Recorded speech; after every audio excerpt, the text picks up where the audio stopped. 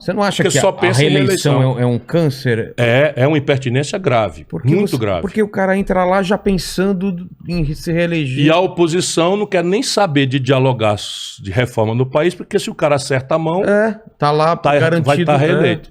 Então é um desastre completo. Então vamos lá, a gente tá vindo na linha temporal, tem esse estancamento, essa coisa de conseguimos parar a hiperinflação, e daí qual seria o modelo econômico que deveria ter sido implantado? Então, e você tem, no mundo, você tem duas escolas, com intensidades variadas. Na medida que o socialismo real morreu, ninguém mais defende o comunismo, só o Bolsonaro que fica agitando essa mentira, porque não existe mais, ninguém defende mais. O que é o comunismo? O comunismo é apropriação pelo Estado, pelo governo, de toda a propriedade privada. Então não tem propriedade privada no regime comunista. Tá. Ninguém defende mais isso no mundo, a não ser Coreia do Norte. Tá. Né? Nem Cuba está defendendo mais isso, porque inclusive está numa crise mortal, porque, enfim, lá tem um problema sério do embargo e tem um problema de que é uma ditadura. Tem que tirar o É uma ditadura. lá, Tem que democratizar, enfim. Isso é uma luta que a gente pode conversar outra hora. Mas o modelo econômico trata-se de descobrir qual é o papel do Estado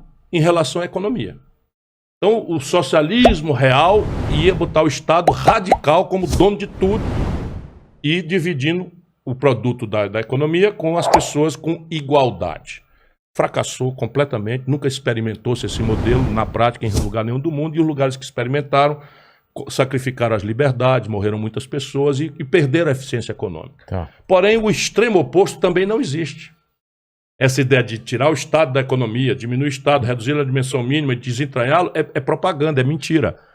E tem muita gente que acredita. Mas é o que a gente vive hoje, não?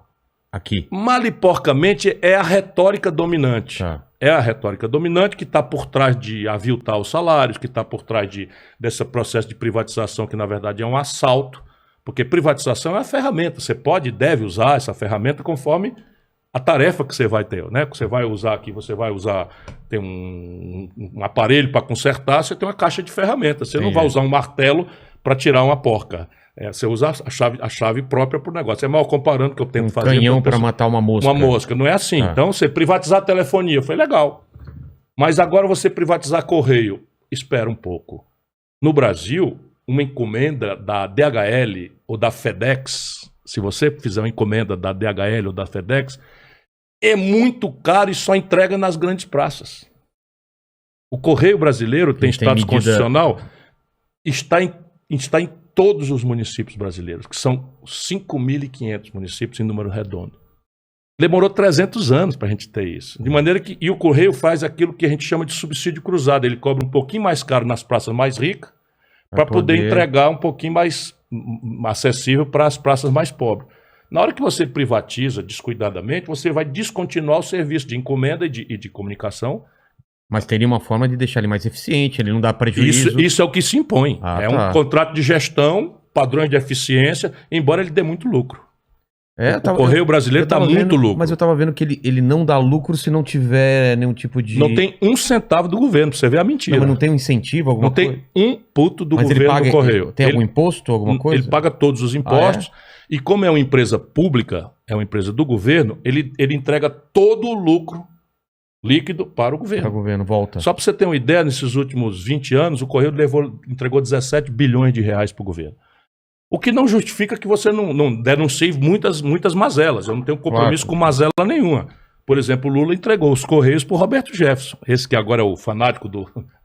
Tá vendo o modelo de governança política? É a mesma gente, cara. Não, teve até aquele escândalo de o Correio entregar do mensalão, Santinho da Dilma e tal. Não, e aquela grana que foi filmada, o cara recebendo, aquilo era um cara do Roberto Jefferson. Exatamente. Esse mesmo que agora tá preso porque é bolsonarista raiz. Mas não quero perder o fio da meada. Estamos lá em Fernando Henrique, aí a gente começa depois de Fernando Henrique. Você me pergunta o modelo. Então, naquele momento do Fernando Henrique, o modelo velho nacional desenvolvimentista morre dessas duas doenças e a moda que vem de fora para dentro com toda a força é a ideia neoliberal.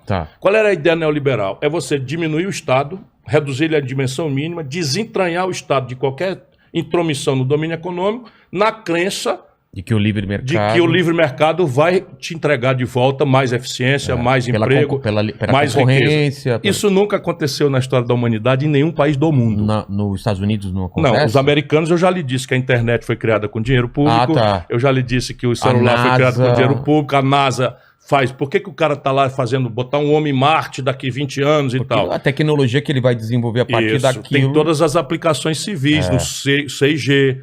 Porque agora nós estamos... O Velcro parece que foi criado. O Velcro foi criado na NASA. Mas é tudo. Toda a indústria química, todos os bens de capital. O travesseiro não foi. Aquele travesseiro da NASA... Aquele da NASA é brincadeira. Não tem nada a ver. Mas os materiais são. Os materiais. Porque é assim que a humanidade funciona. Claro. O que funciona é uma convergência, uma parceria estratégica entre estados fortes, empresariado, iniciativa privada forte, e uma universidade comprometida em construir as respostas tecnológicas e científicas para o desafio do desenvolvimento. O Brasil não tem nada disso. Não tem nada disso. Porque aqui a gente investe pra caramba nesse pessoal, quando ele ficar bom ele vai pra fora e vai... Porque não há oportunidade aqui. Não tem, ele vai... Então, mas veja, a grande pergunta é, existe alguma possibilidade de um país desigual como o Brasil se desenvolver sem um plano? Quer dizer, provavelmente aqui no seu... O que você chama de plano É um plano mesmo, é o seguinte, está aqui o diagnóstico do problema. Vamos fazer isso. Está aqui a situação, eu quero ir para acolá. Tá. Em todas as áreas, setor a setor, metas. Eu preciso calcular quanto é que custa isso. Quanto tempo vai demorar. Estabelecer o prazo, quem vai fazer. Exatamente. De onde vem o dinheiro. Claro. Tá É uma coisa básica. Você faz não isso é básico? A gente faz isso em casa. Isso quer dizer, o seu podcast provavelmente tem um planejamento estratégico. Exatamente. Qualquer mercearia tem que ter um planejamento. O nosso país não sabe para onde está indo, Vilela. E cada em cara nenhum setor. pega pra cá e joga pra cá. E é da mão pra boca, não tem plano de nada, absolutamente nada. E nós estamos retrocedendo em termos de maturidade tecnológica, e agora isto é mortal. No passado você podia ser o seguinte, não, eu vou ser na divisão internacional do trabalho, eu vou produzir proteína, vou produzir soja, milho, bode, galinha, minério de ferro bruto e tal, e eu pago a conta da minha vida simples. Ora, não é mais assim. Olha aqui. Não dá. Nós queremos o que nós conhecemos. O nosso povo quer, não é? Quer o último celular, quer o último tablet, quer a internet de alta velocidade, quer e tem direito. Quer os materiais para as novas fibras que não amassam a roupa, quer o tênis, enfim, mas quer também o meio de diagnóstico médico mais avançado, o remédio de última geração para curar o câncer. Exatamente. Então, não existe essa opção mais, compreende? Não existe Por quê? Porque a conta do valor agregado alto não dá para fechar com matéria-prima de baixo valor agregado. Então não existe. Porque aumentou essa distância, né? E no Brasil está aumentando de uma forma absolutamente mortal. E aí você tem assim, mas como é que a gente reverte isso? Só para você ter ideia do tamanho do desafio, você só reverte se você introduzir na escola básica a pedagogia própria para desenvolver um profissional da economia do digital e da economia do conhecimento. Nós estamos indo para trás. Nós estamos ensinando beabá, dizendo o professor se esfolando com rouco para dizer numa tela de giz, numa lousa, que Pedro Álvares Cabral descobriu o Brasil, por acaso, dia 22 de abril de 1500, quando o Google e um óculos de VR, né, permite que você chegue junto com o Cabral. Exatamente. E os documentos, não é, que você pode pesquisar, mostram que tinha um acordo em 6 anos antes desse 22 de abril, 1494, o Tratado de Tordesilhas. Porra, se não existia ainda e foi por acaso, por que eles quase foram à guerra os espanhóis? Então é outra conversa, percebe? E nós estamos indo para trás. Não, que a gente perdeu esse passo, eu tenho certeza, mas a gente vai um pouco mais para frente e entra o governo Lula e essa dominância do PT. É o mesmo modelo.